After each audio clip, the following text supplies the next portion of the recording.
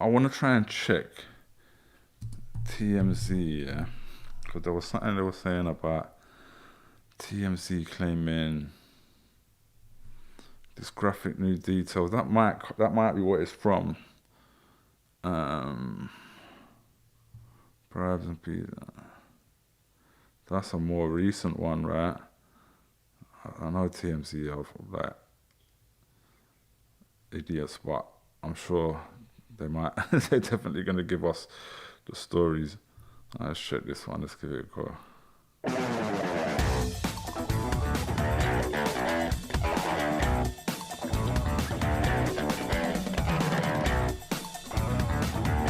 Welcome to TMZ Live. Harvey Levin here. Charles here. The Diddy trial is underway. There have been opening statements, and there is now testimony in the case. And the opening statements kind of predictably laid out the prosecution's case and Diddy's defense. But what? Also, like, yeah, just going back to what I was saying previously, it's like, that's what reminded me of it. It's like, even these sex acts and all that, there's a lot of shaming on Cassie on the internet about that. You know what I'm saying? More than any I've seen shaming Diddy. You know what I'm saying? So, does she want that said? You know what I'm saying? Like, it's a weird one, man. You know what I'm saying? Like, how much, there's a page, that shared a great tweet today. Maybe I'll get it up and read it out. It was quite long. There's quite a few pages that I used to love her. It's a great Instagram page for old school hip hop. But they shared something today, and she was saying about not wanting to create, like, why she hasn't spoken on this stuff, because she doesn't want to create a space for survivors to be shamed in the comments, because that's what seems to be happening most of the time. The prosecutors started with a bang, with a statement that clearly they knew would get a lot of headlines, but more importantly, get the attention of the jury, talking about details, graphic details from the freak-offs. And we should warn the people watching this, this is going to get graphic. Right. There's a reason that they last week kept saying that to all the prospective jurors, it will be graphic. What was said this morning by the prosecution said that Diddy hired escorts for these freak-offs, and that it wasn't just sex, there were other acts that were going on. The one they said that really got everyone's attention, they claimed that he hired escorts, on one occasion hired an escort and forced him to urinate on Cassie. And that he forced not only the escort to do this, but Cassie is the way the government lays it out. So we talked about this in our morning meeting today, so let's just be... All right, so obviously I said this before, I was saying that people were claiming that, or Diddy's lawyer was claiming that Cassie had asked him to do that during this whole encounter. Not Diddy asking, not Diddy forcing or whatever, but they were like, nah, TMZ, someone in the comments was like, nah, TMZ said that's not what happened. I'd kind of read that as if they countered that claim, or maybe it's just because they worded it like this. I mean, maybe they'll lead on to it now, I don't know. Real here. This is shades of R. Kelly.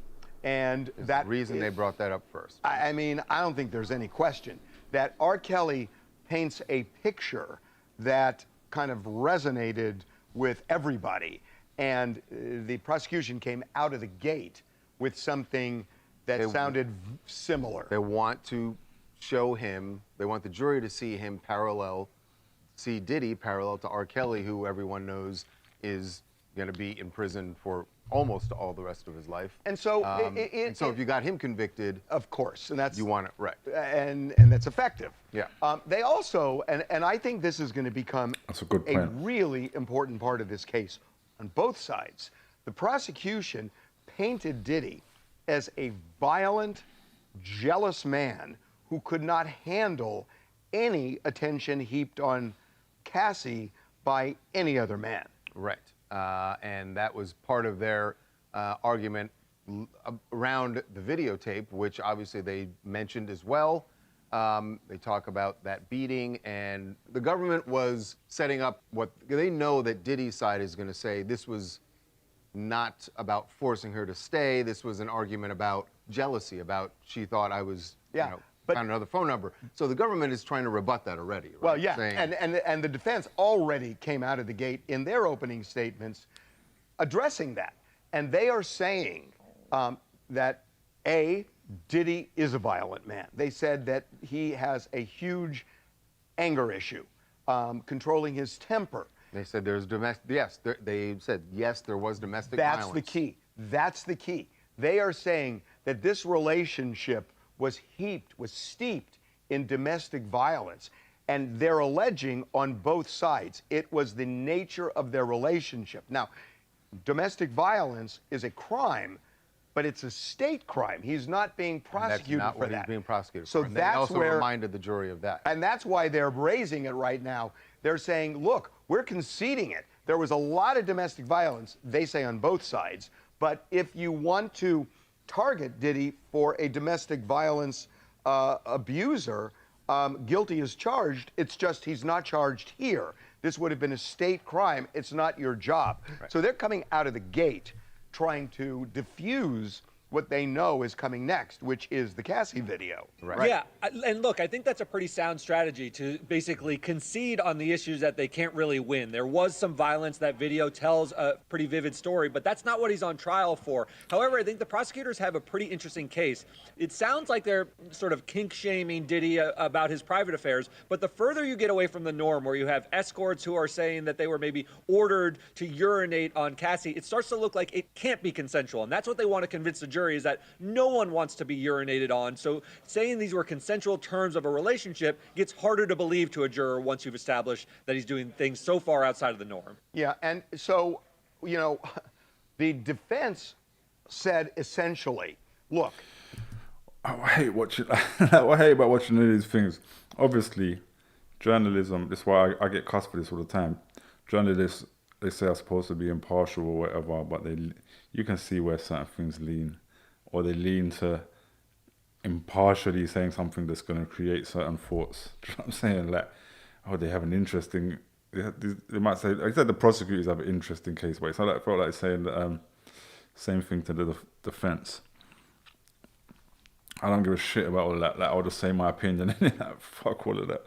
this is his lifestyle. This is his life. And that they are essentially trying to go inside Diddy's bedroom to prosecute him when they couldn't get him elsewhere.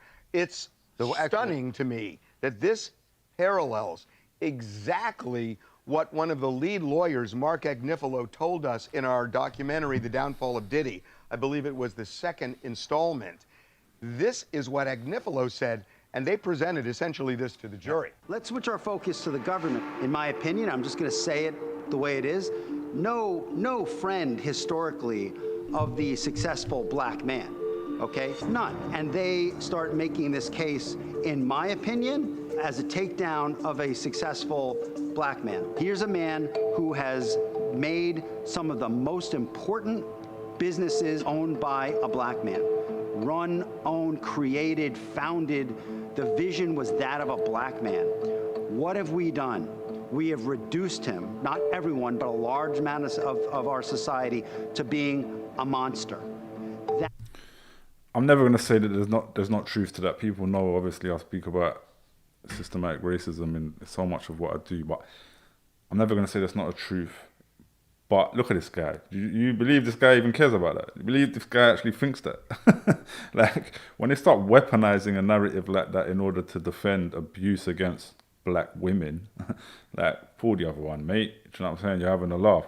But it don't mean we shouldn't talk about it at all. Do you know what I'm saying? It don't mean we shouldn't say, like, yeah, cool, like all the similar white celebrities that this shit should happen to, you know, that it happened to, that Hugh Hefner got away with this stuff for years, like, and nobody said nothing, you know what I'm saying? And he's still celebrated to this day. I wrote "fuck Hugh Hefner" on the day he died on my Facebook back then, because I for exactly those reasons, you know what I'm saying? That should make us shake in our boots. So Yep, and that's he went essentially what Tony Garagos said during opening, that this is that she said the government has no business in his bedroom. They have no business judging him or trying to charge him with crimes based on how he lives his life consensually in his bedroom. So there are three main charges here. There's racketeering. The difficulty prosecutors have in this case is racketeering is usually an organization.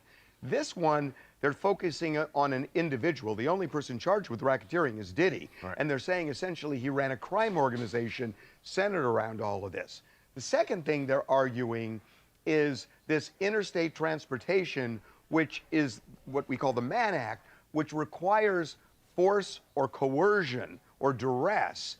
And that's going to be a huge point that the defense is going to raise, namely that did these alleged victims, who were ex-girlfriends, most of them, did they do this consensually, or were they pressured to do it? Well, the prosecutors did talk about that, not so much with Cassie, but with another ex-girlfriend who they're referring to as Jane Doe, and they said that she is going to testify that she was, yes, she was, you know, having sex with these escorts, but she always wanted them to wear condoms, and Diddy forbade that. Said they are not going to wear condoms, and she says that she admits taking drugs, and she's going to testify to that, but that she is going to say that she only took them to get through it, because this was not something she really wanted to do, and that Diddy was, there's the coercion that the government needs to show the jury. So. But the third one is this interstate transportation of a sex worker, which doesn't require fraud, duress, or coercion. That's the one, in a way, They kind of got him on. Yeah. Because he's admitting that. Well, he's admitting. No. But you know what the issue is? The issue is, are these sex workers? Right. And that's going to be a big part of this, because if they are... It sounds like they got him on at least two of them. I don't understand the racketeering part. Yeah, they're saying that racketeering is usually at a group, and it's all about organized crime. It does seem like, okay, we can see there's crimes happening here, and it does seem quite organized. It organizes parties. So yeah, but I just don't know legally, and I don't know where that fits. But the other two, it seems like they got him. Are sex workers, and the jury believes it, and they did cross state lines. Yeah. He's going to have a tough time with that third charge. But the argument they're going to make is these people, they were men, were not sex workers. That's going to, again, this is going to get... Then the definition of what makes, and what makes somebody a sex worker. And is that, are one of those sex workers, one of the escorts, going to be testifying for the government saying, yes, I was a sex worker?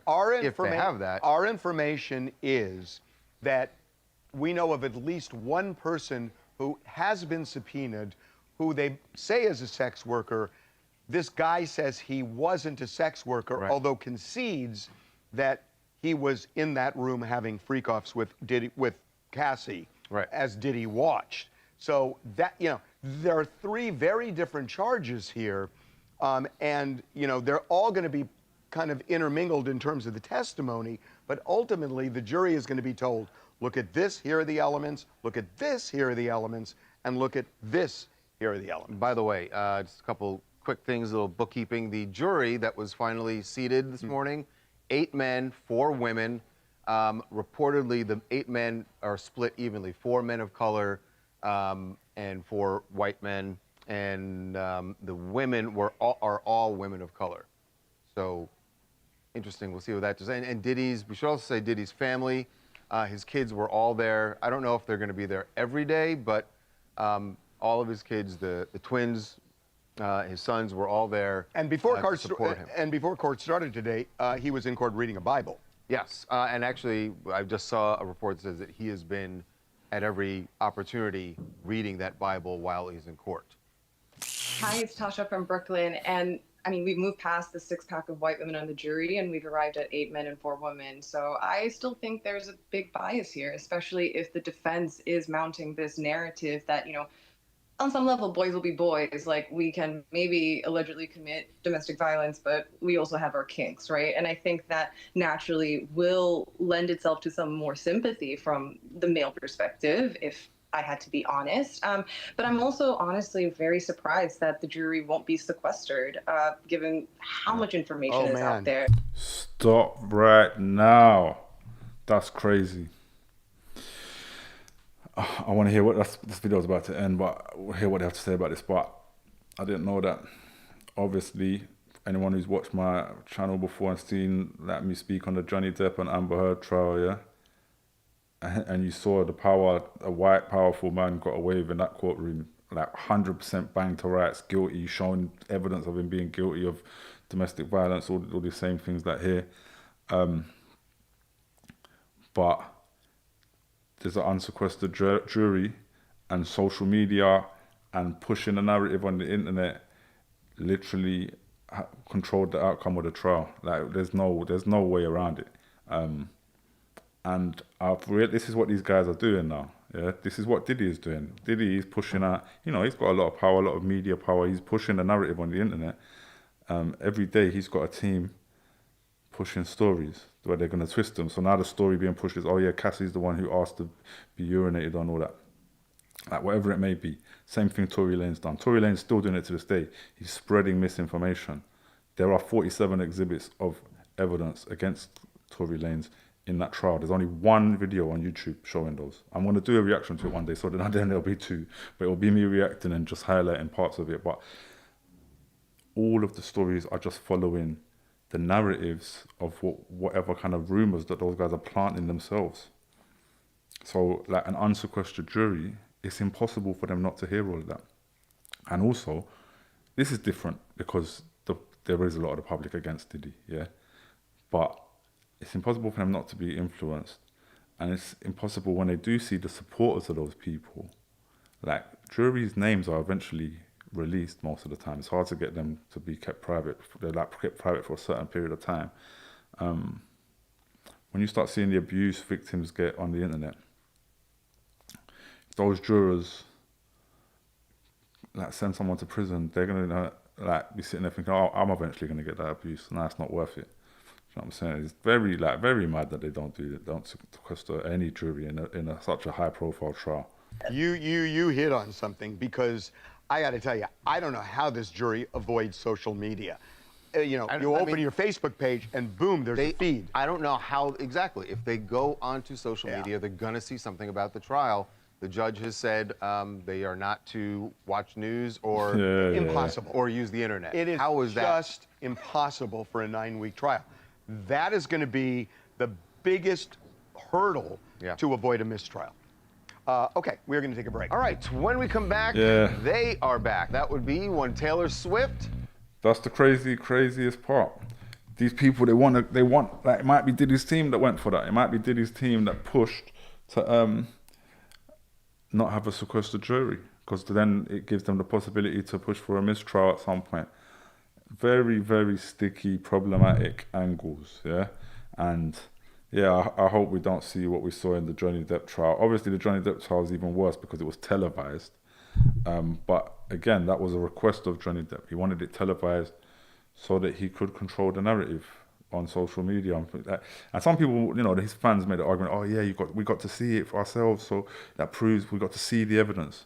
But when you look at how dumb they are and how they interpret the evidence when they're reading simple headlines like that are designed to push a narrative towards them, instead of actually analysing the actual content and also the stuff that's against him, not just the stuff that's against her, you realise actually stupid people on the internet shouldn't be watching this stuff and making their opinions, because they chat rubbish